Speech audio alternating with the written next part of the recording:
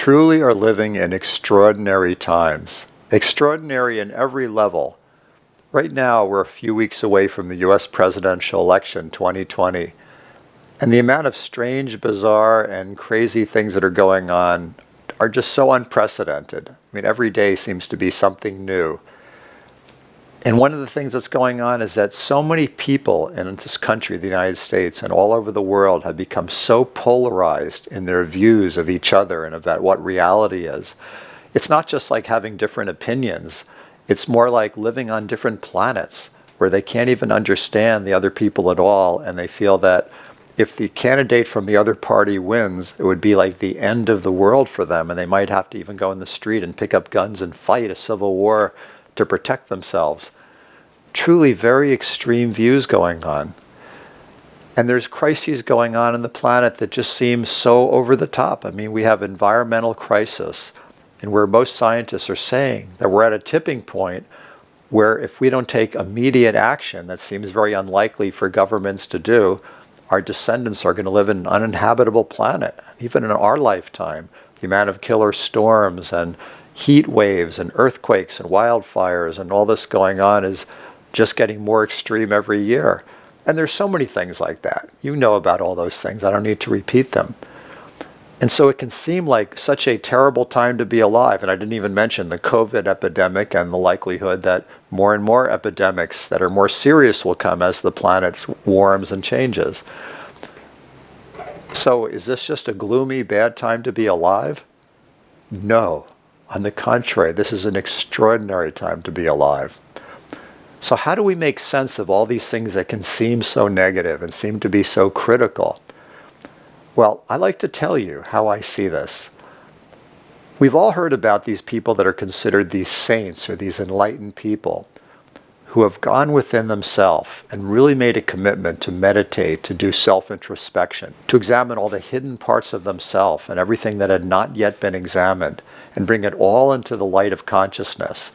You know, people like Siddhartha Gautama, who became called the Buddha, Ramana Maharshi. You know, there have been people like this that have just gone off by themselves for a long period of time with that total commitment to awaken to the truth of who they are. And then they emerged and in a much different state of consciousness than they had been before. But really, what they emerged as just being really themselves. They realized how to be themselves without all the illusions, projections, and burdens that they had felt previously. And what does that mean? It means knowing yourself. Not having a belief intellectually about it based on a lot of spiritual philosophies you've heard and dogmas, but it means experiencing moment to moment the being, the consciousness, the light that you truly are right now. You know, one of the illusions that people in the spiritual community talk about is this idea of attaining enlightenment, going through a stepwise process, evolving your consciousness. Now, everything has a dichotomy. On one hand, there's a truth to the fact that as human beings, we gradually open up to or accept who we really are, accept this experience of our true self, and it takes maybe some time for our physical body to rewire itself so we actually can handle the higher voltage of the light of our true being. So in that sense, there might be some kind of gradual or stepwise process. But there's absolutely nothing like that in becoming who you already are. We have been living with this massive taboo against knowing who we really are for a long, long time. So let's step out of that taboo right now. Join me right now, if you would like, in just letting go of everything you think you are. Let go of everything that you believe makes you limited in any way or makes you need to find enlightenment in some other place than you are right at this moment. That makes you think there's anything wrong with you that has issues that need to be solved. I just said, join me in being who you really are right now and let go of every other belief. Now, how do you do that? You see, there is a challenge in this. See, our minds are so programmed to believe and to experience this separation, and it does a lot of that for survival purposes. And we have this huge programming of trauma, often called PTSD or post-traumatic stress disorder. Now, almost everybody in our society has some degree of PTSD. Some people have it much more extremely and they're under psychiatric care, or in the street homeless and mentally ill, or other people are functioning really well and living lives and things are okay, but yet we still have a lower grade of this PTSD. And one of the most insidious things that this creates is that it keeps us separate from knowing our true identity, because it's based in fear and separation.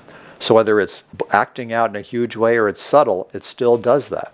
Of course, our mind and our body is very connected. So because our mind is feeling that, our bodies develop different kinds of energetic blockages that don't allow the light of our true self to really be fully present and grounded here. So it's kind of a vicious cycle in a way. So even though we may philosophically know that we are this divine self right now, it may not feel that way. And because we're not feeling quote unquote good, it draws us back into the search and the struggle and what do I need to do to heal myself and fix myself and raise my consciousness and so on. So what can we do?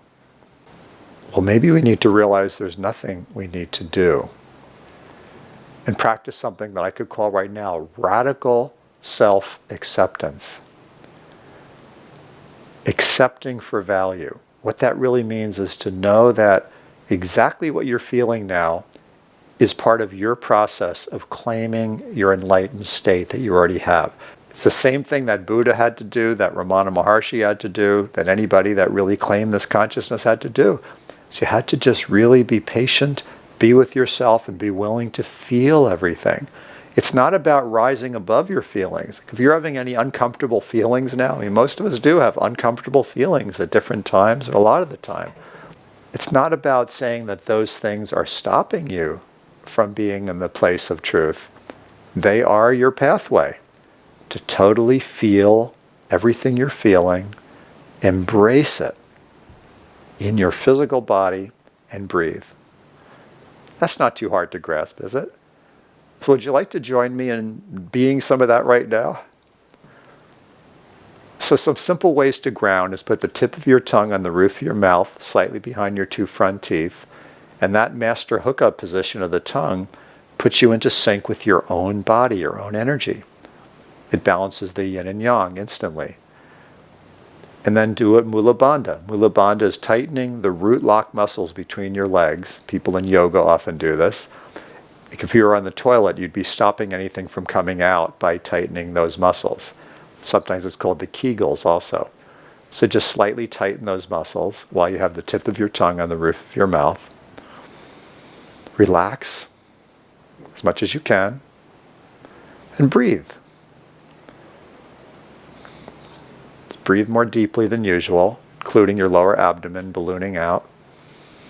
If you know how to do the complete breath, that's good, where you breathe first into your belly, your lower back slightly expands, then your chest expands, and then your upper back slightly expands. And then you exhale, your upper back contracts, chest goes back in, lower back goes back in, and finally your belly goes back in. But just in whatever way you can, do as full of a breath as you can. And the fourth step, love. Whatever it takes for you to tune into love, do that now. Think of your sweetheart, your dog, Mother Nature, the stars in the night sky, your favorite actor, whatever it is. Just tune into love.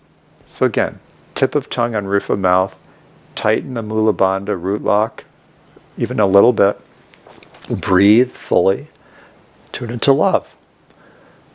This is basically the launching pad for consciousness. And you may have other little rituals or other things that you do that help you with that.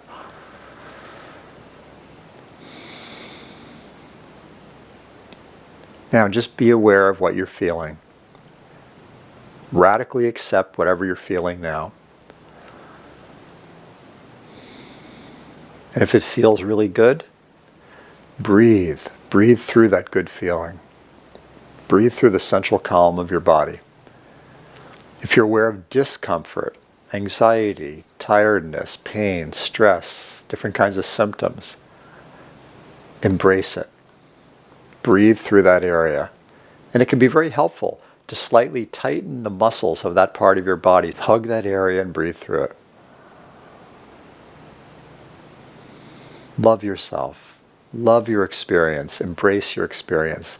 Know that your experience, exactly as it is your golden path to claiming the beauty, the joy, the presence of your existence. Fulfilling whatever you're here to do. Being the ultimate success of what you're here to do. It's all about, in this moment, embracing what is. Now, we have these things in us called judgment. We judge what our experience is and say, oh no, that's not the experience I should have. I'm kind of blowing it, or I'm stuck in the same old thing over and over again, or this makes me not as good or not as loving or not as spiritual as this other people I know.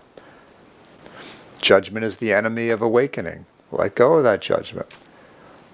We can't know why we're experiencing all the things we are. We can go to psychologists and analyze it, and we can do a lot of that kind of introspection, and some of that might have some value, but we don't need to know. All we need to know is embrace it. Bring your love, bring your breath, bring your consciousness. There's nothing in you that needs to be fixed. There's nothing in you that needs to really change. There's nothing in you that needs to even spiritually evolve to a higher level. You are. You are. I am here. I am here. I am here. I am is your true identity. It is perfect, it always has been, and always will be. And we're having this human experience, and it has these bumps and grinds and ups and downs, and that's fine. This is the journey we're on. It's not who you are, it's how you're expressing yourself. It's how you're showing up. It's what your project is right now. Whatever you're doing in your life right now, whatever you're engaged, whatever inspires you, whatever is motivating you, just know that you're going to be more successful, more effective, and have more fun doing that thing. And it's more possible to fulfill the ultimate purpose of that thing by being who you are. Be the I am presence that you are right now. That's the bottom line. And from that point, everything can happen. Everything can manifest. I certainly know what it's like to try to manifest in denial of that. I know what it's like to try to manifest from the ambitions of my mind and the urges that I have and the senses of incompletion I have or feeling of lack and trying to make up for that.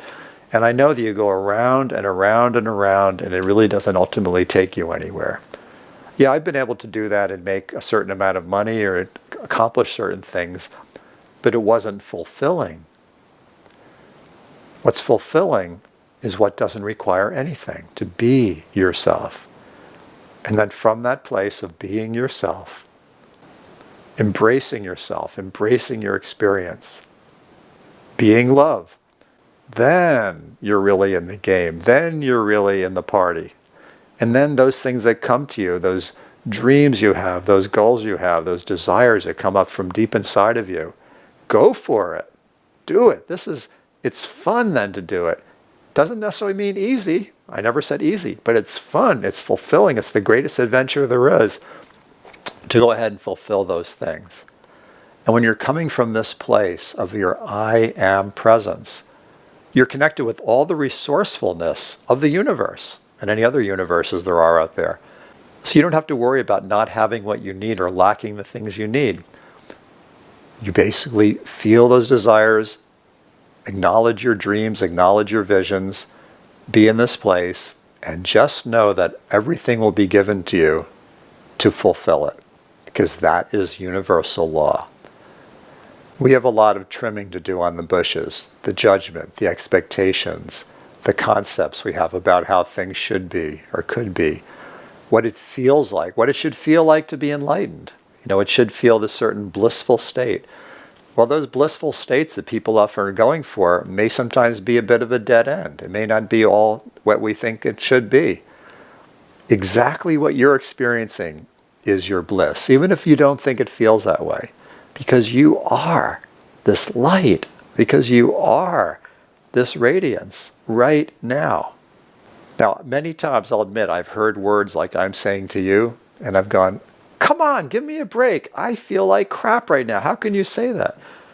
Well, see, what I've understood since that is that part of me that feels like crap, That's the next step of loving, embracing, and fulfilling my dream, because there's some power and potency in that energy that's feeling like crap. And as long as I reject it and judge it and try to push it away and self-medicate it away, I'm not claiming that energy. I'm basically creating more of a divide in myself. But when I say, okay, that part of me that feels like crap, I'm loving it, I'm embracing it, I'm breathing through it, I'm hugging it internally, then miracles start happening. This is called accepting for value.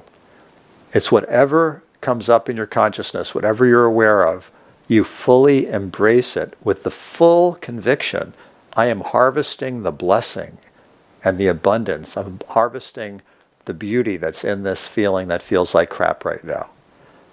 If it sounds paradoxical, I just say take it for a test drive. That same path that all these people we've idealized and put on pedestals as saints, as gurus, as Buddhas, as Christs, you are that right now. Those saints that we idealize would say the same thing. They would never say that they're special. They would never say that they should be on a pedestal. They never say that they have something we don't have. And Jesus had this statement that I love. He said, what I have done, all people shall do and greater. He wasn't asking to be on a pedestal. He was saying the same thing. Yes, I have acknowledged this. I've owned this. I've stepped into this. I'm really doing this. I'm really living this. And now I encourage you to do the same. You are also a living Christ. Wake up. Accept it. And then there are certain paths for how we live in our day-to-day life that allow us to live as the Christ or the Buddha or the Kuan Yin or the Compassionate One or whatever term you like to use. And you know what that is. It has to do with being a lover, loving yourself, loving others, finding the joy of giving of your treasures to others and to yourself. Don't leave yourself out of it.